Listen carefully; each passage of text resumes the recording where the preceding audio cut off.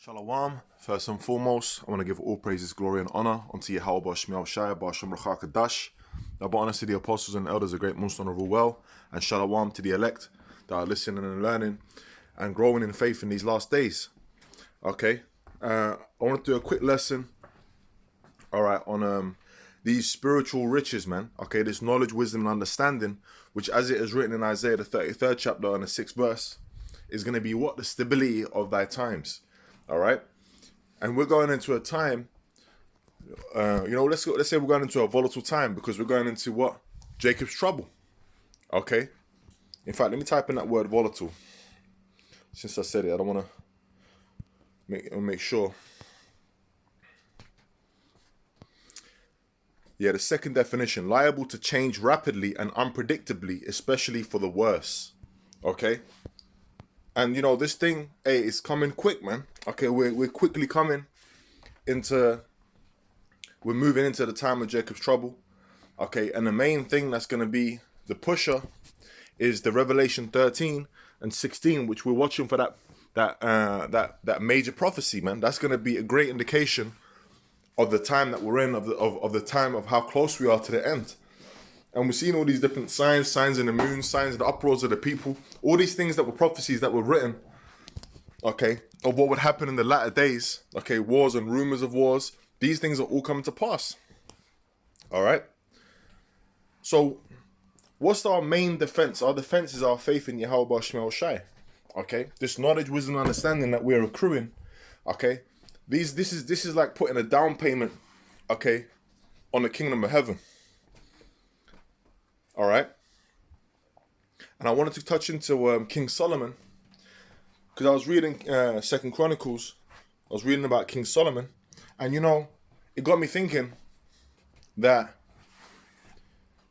well, which I'm going to read it, but pretty much that King Solomon, in all his glory, he didn't ask for great riches. He didn't ask for this and that. What he asked for was wisdom. He asked for being able to judge his people, okay, rightly, man, okay. And because he did that, the Lord showed favor upon him and gave him that, but gave him much more, And when you come into this truth, we're learning who we are. We're learning how to basically be judges, man, okay. That's what we're learning by accruing this knowledge, wisdom, and understanding. Because if you're of the elect, okay, you have the 144,000, for example, which is going to be what? The governing body in the kingdom. All right. This is like right now, what we're going through is like a precursor. It's like training. Okay. That's why in Judges it says we shall rehearse the righteous acts, because we can't keep the law perfect, but in the kingdom we are going to be perfect as a people. Okay. And we're going to be judging these heathen nations round about, man. All right. This is Second Chronicles chapter 1 verse 1. It says, and Solomon the son of David was strengthened in his kingdom, and the Lord his power, Yahweh Bashmiel Shai, was with him, and magnified him exceedingly. All right, and Solomon was great in his time, man. Okay, his kingdom was so magnificent. So you had different. You had a Queen of Sheba coming to him to hear his wisdom. You had all these different kings that will speak about what that's in the Sirach. I believe it's in Sirach where he talks about his parables and all of that. King Solomon was deep, man. And King Solomon, okay, is Yahweh Shai before the Lord came back in the reincarnation as Yahweh Shai. Okay, if you will receive it, that's in the scriptures. All right, but that's for another lesson. Okay, I've done lessons on that, and apostles and elders have done lessons on that on down. But and you know what? Since I mentioned that was spiritual, when Yahweh Shai came, the scriptures say he became poor for our sakes. Okay, he got offered all the kingdoms by Satan, and you know what? He rejected it. He turned it down. He said, "Hey, I'm just gonna serve Yahweh Bashmiel Shai, man. Him only shalt thou serve. I ain't gonna bow down to you, Satan." All right. So the Lord already went through those battles and he conquered it, man. Okay, so there's a right way to attain things and there's a wrong way to attain things. The scriptures go into that. Okay. Because I was watching, the kind of inspiration was I was watching these rappers. I don't really watch that kind of stuff too much, me personally, but Spirit had me kind of watching these like 50 Cent and stuff, because you know he had the whole Super Bowl, and you know I was kind of checking out the commercials and things. Brothers done videos on the commercials, okay, and the symbolism and the things that they were pushing there, which really from what I gathered, they're really pushing that beast infrastructure. They're pushing the MOTB infrastructure out there heavy, you know. And pretty much, man, you know, I was watching this video with 50 Cent, and he had this new whip. He had I think it was a Lamborghini. Yeah, it's a Lamborghini, right? With like I think, is it the Versace? You know, he had like the certain design on it, and it matched his shirt and everything. And he was doing a video, and he was flossing it, he was flaunting it. And I thought, damn, man, I said, you know, at first I was like, well, you know, these are just sellouts, which that's what they are. These are nothing but sellouts. Sellout Israelites that are getting crumbs from Esau's table, okay? But I thought about it and I said, you know what, man, in the kingdom, okay, in righteousness, we're going to be flossing. We're going to be, you know, we're going to be boasting. We're going to be, you know, righteously proud, okay? Because we're going to have all the chains, all the jewels, all the gold, we're going to have all of that, man, you know? And I thought about it. I said, man, Jacob doing that in this place, he's got his consolation, which really is nothing. So how much more us in the kingdom of heaven, man? You know, we of the hopeful elect, because why? Your name is going to be written in the book of life. And all riches, all of that is going to come. But you know what? Before all that comes, first we have to get this knowledge, wisdom, and understanding. Okay? I'm going to keep reading. It says, then Solomon spake unto all Israel, to the captains of thousands and of hundreds, and to the judges, and to every governor in all Israel, the chief of the fathers. So Solomon and all the congregation with him went to the high place that was at Gibeon, for there was a tabernacle of the congregation of the Most High, which Moses the servant of Yahweh, Baal Shem Yahushai, had made in the wilderness. But the ark of Yahweh Baal Shem Yahushai had David brought up from Kirjath Jearim to the place which David had prepared for it, for he had pitched a tent for it at Jerusalem.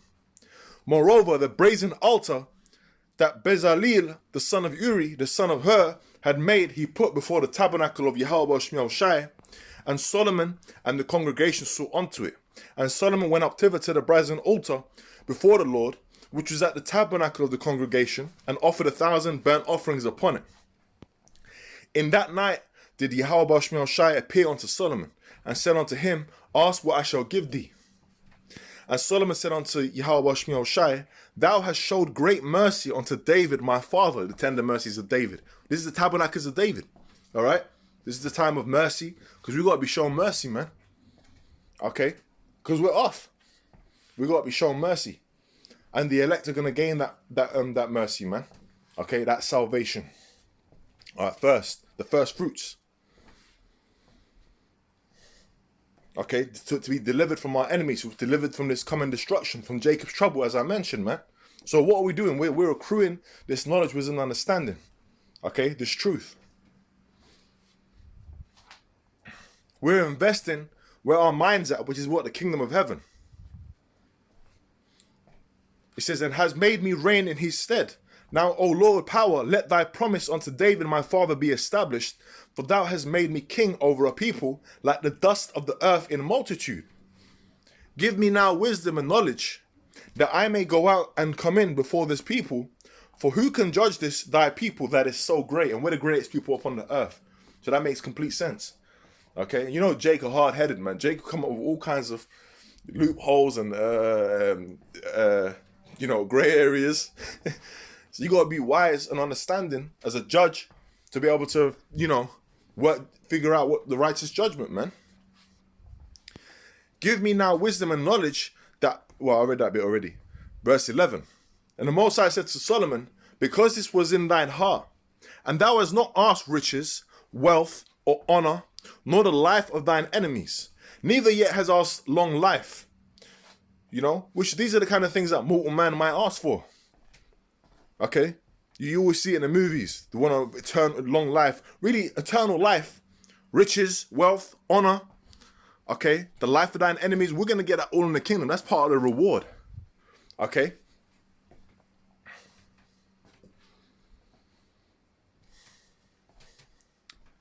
Neither yet has asked long life, but has asked wisdom and knowledge for thyself, that thou mayest judge my people over whom I have made thee king. Wisdom and knowledge is granted unto thee, and I will give thee riches and wealth and honor, such as none of the kings have had that have been before thee, neither shall there any after thee have the like. Okay? And King Solomon was glorious in his splendor. You even got the elites on the left-hand side, Freemasons, they still talk about it, man. Okay? Because King Solomon did it all. He went deep. He went deep on both sides, man. Okay? He did it all, man. All right? And on this side. But you know what? When it came as Yahushua, he was perfect. Because even when Solomon was in all his glory and all that, he had all that wisdom, all that riches, all of that, man.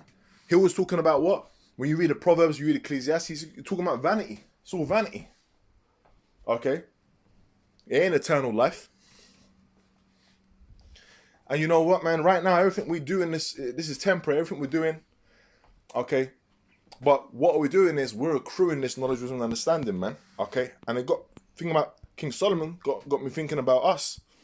Okay? This is Romans chapter 11, verse 33. It says, oh, the depth of the riches. In fact, you know what? Let me get that in the blue letter. I want to go into that word depth there.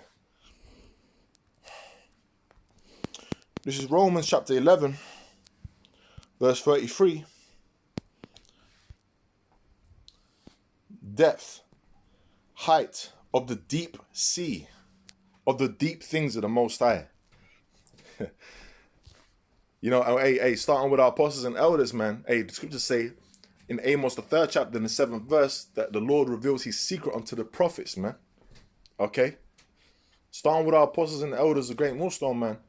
We've got the knowledge, the deep understanding of these scriptures. Okay? The reincarnation, the Gentiles, all of that. We've got the knowledge and understanding of the scriptures, man. Okay? Given to us from on high to be able to understand. Through the sacrifice that Yahushua made, man. He says, oh, the depth of the riches, both of the wisdom and knowledge of Yahweh Yahushua. How unsearchable are his judgments and his ways past finding out. For who have known the mind of the Lord, or who have been his counselor? Let me get a quick precept on that. Okay? Two quick precepts. This is Jeremiah chapter 3, verse 15. Because I mentioned the mind of the Lord. And I will give you pastors according to mine heart, which shall feed you with knowledge and understanding. Starting with our apostles and elders on down. They teach us, we teach, we grow, we learn, and we teach. Okay? Through the spirit and power of Yahweh Shai, that's the fruit. Okay? We're getting the blood off our hands, man. We're warning our people. Now, here's another precept, okay? Showing you that so who's that being revealed to? The mind of the Lord. Okay? Who these prophecies, this understanding, who's this been revealed onto, man? Onto salvation, what? Onto his prophets. Okay? And that's starting with the apostles and the elders of Great Millstone on down, man. Okay? This is Jeremiah chapter 9, verse 23. Thus saith Yahweh Shai, let not the wise man glory in his wisdom, neither let the mighty man glory in his might. Let not the rich man glory in his riches. But let him that glorifieth glory in this. So this is what we got to glory in. Okay? This is the glory we partake in, because we don't have all that, man. Okay? Great mighty men, and we don't have all that, but we know we do have this knowledge, wisdom, understanding. But let him that glorifieth glory in this, that he understandeth and knoweth me, that I am the Lord, Yahweh Shai. That's this knowledge, wisdom, understanding, man. Which exercise loving kindness, judgment, and righteousness in the earth, for in these things I delight, saith the Lord. Okay? And we delight in that, man. We're coming in, in the divine order. We delight in that. All right? So, the scriptures say, man. Okay, let's get it in Matthew 6. Okay, what does it say, man? It says, Matthew chapter 6. Because we're not meant to be getting... See, these rappers and all that, they got their consolation on this side. Okay? They got their crumbs on this side, man. But that's not for us. That's why we're not trying to live that life. Okay? This is Matthew chapter 6, verse 19. It says, lay not up for yourselves treasures in heaven, where neither moth nor rust doth corrupt, and where thieves do not break through nor steal. Okay, them carnal riches. For where your treasure is, there will your heart be also. Okay? Because if you got great riches, you're going to be thinking about this business and that business and that investment. That's where your mind's going to be at. Okay? So, well, I think I skipped it a little bit. Let me read it again. Okay, I'm a little bit excited. Let me read it again. Salakia. This is Matthew chapter 6, verse 19. Lay not up for yourselves treasures upon earth, where moth and rust doth corrupt, and where thieves break through and steal. That's the carnal riches. But lay up for yourselves treasures in heaven. What's the treasures in heaven? This knowledge, wisdom, and understanding. This faith. Where neither moth nor rust doth corrupt, and where thieves do not break through nor steal. In fact, gathered faith as a treasure. Gathered faith as a treasure. 2nd Ezra chapter 6 verse 5. And ere the present years were sought out, and or ever the inventions of them that now sin were turned, before they were sealed, that have gathered faith for a treasure. Okay? So this faith is precious, man. And it is a gift from Yahweh Shemiel Shai, pursuant to Ephesians 2 and 8. So, hey, if the Lord gives you a talent, man, you got to make the most of it. And so our investment is in what? In the kingdom of heaven. Colossians the 3rd chapter. That's where our mind's at. Okay? And just like, hey, look, Yahweh Shai already done it, man. He came as King Solomon. He had all that. The women, all of that, man. Okay, but when he came as Yahweh Shai, he was perfect. Okay? And what did the Lord say? This is my son in whom I am well pleased. Okay, so we got to do our duty. We got to do our bit, man. So, hey, Lord willing, this has been an exhortational lesson in the spirit and power of Yahweh Shemiel Shai, Ba'ashem Kadash. You know, with that, man, I'm going to say shalom. Shalom to the elect.